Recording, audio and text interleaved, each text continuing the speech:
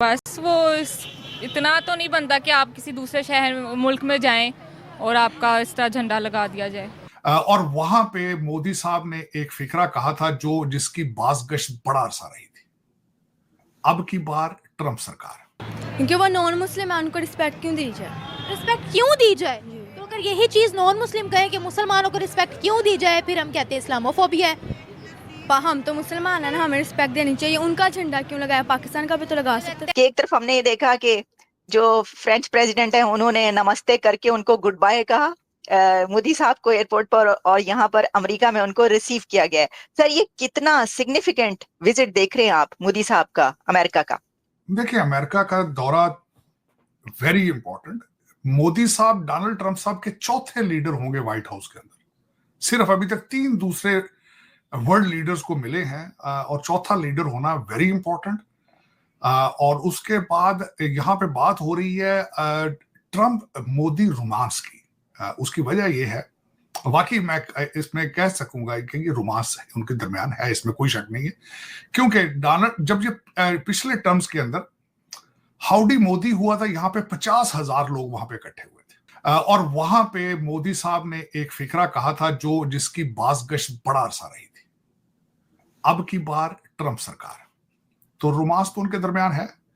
फिर उसके जवाब में मोदी साहब ने इनको इनवाइट किया, भारत की इन्होंने दावत दी, और फिर वो डोनाल्ड ट्रंप साहब यहां से गए अहमदाबाद और 1 लाख लोगों ने वहां पे डोनाल्ड ट्रंप साहब को रिसीव किया।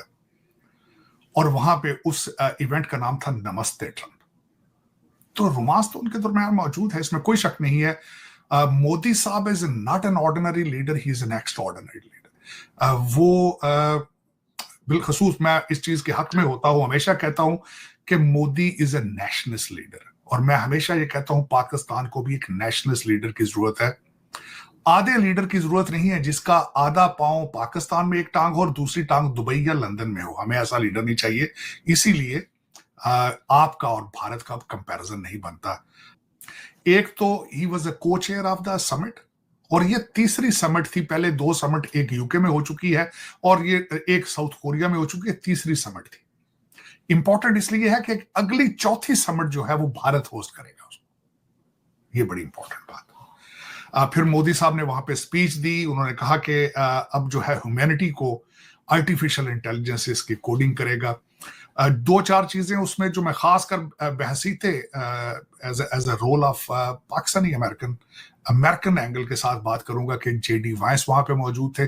2 तस्वीरें जिनके ऑप्टिक्स के बारे में बात करना चाहूंगा, बहसीते एक सब एशियन पाकिस्तानी और एज एन अमेरिकन। एक तस्वीर ये थी कि मोदी साहब बैठे थे जब उस समिट के अंदर, उनकी एक साइड पे मकरां थे जो चेयर थे उस समिट के, दूसरी साइड पे यूनाइटेड नेशंस के सेक्रेटरी जनरल थे। तो उससे पोजीशनिंग नजर आती है कि what is positioning of Modi, what is the positioning of India. दूसरी तस्वीर जो है वो भी इंपॉर्टेंट है। लंच होस्ट किया, लंच के दौरान ही was sitting with JD Vance and Usha वहां पे बैठी थी। तीसरा ऑप्टिक्स मैं बताना चाहूंगा कि स्टेज के ऊपर माइक्रोसॉफ्ट के वहां पे गूगल के सुंदर पिचाई, उनकी स्पीच भी एक मेन स्पीच थी और वो भी इंडियन है। तो इसमें अगर देखा जाए तो इस वक्त आप जो 1951 के अंदर भारत ने इन्वेस्टमेंट की थी इंडियन इंस्टीट्यूट ऑफ टेक्नोलॉजी की, उसके फ्रूट सामने आ रहे हैं। और आप देख रहे हैं कि इस वक्त अगर देखा जाए तो वेस्टर्न सिविलाइजेशन के अंदर 2 कौमों का अरूज नजर आ रहा है, एक ज्यूइश और दूसरे भारतीय। और उसके पीछे सीक्रेट क्या है? तालीम है, इनोवेशन है, विल है, डेडिकेशन है, ये चीजें हैं। इसके बगैर आगे नहीं हो सकता। लेगेसी का लोगों को शौक है, जो कि जहां से मैं हूं वहां इन चीजों का बिल्कुल फुकदान है। लोगों को तालीम अभी तक मुझे आज किसी ने क्वेश्चन किया किसी चैनल पे कि पाकिस्तान में आर्टिफिशियल इंटेलिजेंस का मुस्तकबिल क्या है, तो मैंने एक सिंपल जवाब दिया था, जहां लोग अभी जिन्नात में और काले जादू में और काले बकरों में बिलीव करते हो, उनको आर्टिफिशियल इंटेलिजेंस की जरूरत नहीं होती। और वाकई आज मैं वाकई कहूंगा वहां पे आज भी जिन्नात के जरिए गवर्नमेंट हुकूमत चलाने की कोशिश की जा रही है। मैंने अगले दिन एक और बात आलिया की है कि डीप सीक से ये क्वेश्चन किया था कि what is the future of Pakistan.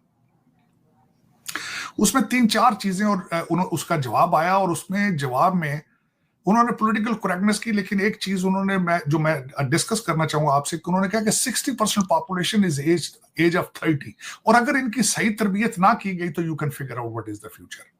अफसोस के साथ वो जिस ग्रुप की मैं बात कर रहा हूं, उनकी आंखें बंद और कान बंद है।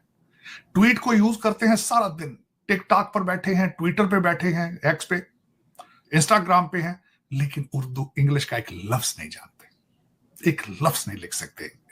उनको पता नहीं है इस उर्दू को इंग्लिश में गूगल से फ्री ट्रांसलेट किस तरह करना है।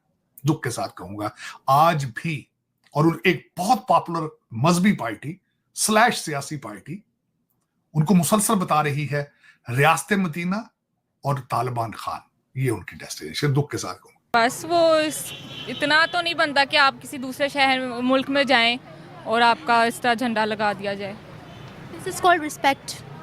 बट फिर भी सारे उनके अपने मुल्क में तो उनका लगा हुआ है ना। अगर अमेरिका का प्रेसिडेंट इधर आएगा तो वो अपने मुल्क में क्या उनका लगाएंगे? पहले तो ये क्वेश्चन बनता है। अगर वो अपना उनका भी इधर लगवाएंगे, आपस में रिलेशंस बहुत स्ट्रांग हैं। हाँ, फिर तो उनका लगाना बनता है। अगर तो उनके रिलेशंस अच्छे हैं, आपस में एक दूसरे को सपोर्ट कर रहे हैं, तो फिर 100 बार लगाएं। इंडिया ने इतनी डेवलपमेंट की है, हाँ, हमसे तो आगे ही है। आपको क्या लगता है? हाँ, इंडिया तो आगे है। और अगर आप बात करें एज अ रिस्पेक्ट तो ऑब्वियसली लगाना चाहिए, लेकिन अगर एज अ पाकिस्तानी हम बताएं तो नहीं, क्योंकि जितना जुल्म हमारे पे, हमारे कश्मीरी भाइयों पे हुआ, तो हम तो यही कहेंगे कि इतना रिस्पेक्ट तो हम कश्मीर का नाम लेते हुए अच्छे लगते हैं जब हमारे कंट्री के अंदर खुद इतना वायलेंस हो रहा है।